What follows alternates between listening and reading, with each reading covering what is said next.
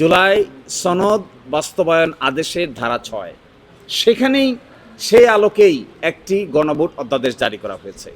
এখন যদি গণভোট অধ্যাদেশকে আপনি সেপারেট করে কিল করে দেন, নাই করে দেন, তাহলে it will effect directly July সনদ বাস্তবায়ন আদেশ ধারা 6, তার প্রিয়েম্বল এবং গণভোট অধ্যাদেশের শিডিউল।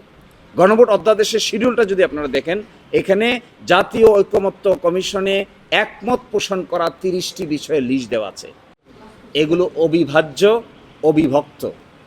এই 3টি আইন, বিশেষ করে 2টি আইন, গণভোট অধ্যাদেশ, তার সঙ্গে আছে জুলাই সনদ বাস্তবায়ন আদেশ, এবং একই সাথে আছে গণভোট অধ্যাদেশের শিডিউল এবং হাইকোর্টে যে রিট পিটিশনটি পেন্ডিং আছে তার রুল।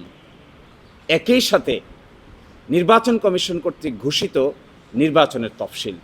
এগুলো ইনসেপারেবল, এন্ট্যাঙ্গেলড, একটা থেকে আরেকটাকে সরিয়ে মৃত্যুবরণ করানোর কোনো সুযোগ আছে বলে আমরা মনে করি না। যা কিছু হবে সব কিছুর একসাথে হবে। যে সিদ্ধান্তই নিতে হবে, এই সিদ্ধান্ত নিতে হবে সবগুলোকে একসাথে করে।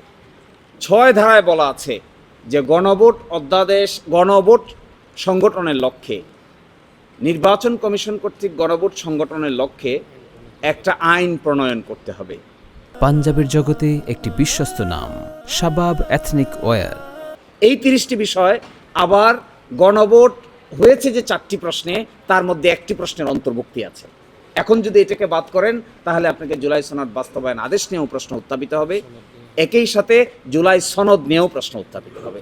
ফলে আমরা মনে করি দিস ইজ অ্যান অ্যাবর্টেড স্টেপ। এটা নেওয়া উচিত নয়। যা কিছু হওয়া উচিত, এই অধ্যাদেশকে পাশ করা উচিত, আর ভাগ্য নির্ধারণ করা উচিত জুলাই সনদ বাস্তবায়ন আদেশ, গণভোট অধ্যাদেশ, তারপরে হবে গণভোট অ্যাক্ট, তার সঙ্গে নির্বাচন কমিশন কর্তৃক ঘোষিত নির্বাচনের শিডিউল। সব কিছুর একসাথে সমাধান করতে হবে, অন্যথায় এটি কার্যকর হবে না। আপনারা ইন্টারেস্টিং, এখানে একটা জিনিস বলতে হবে, 1991 সালে বেগম খালেদা জিয়া সরকারের আমলে আরেকটা গণভোট অ্যাক্ট জারি করা হয়েছিল।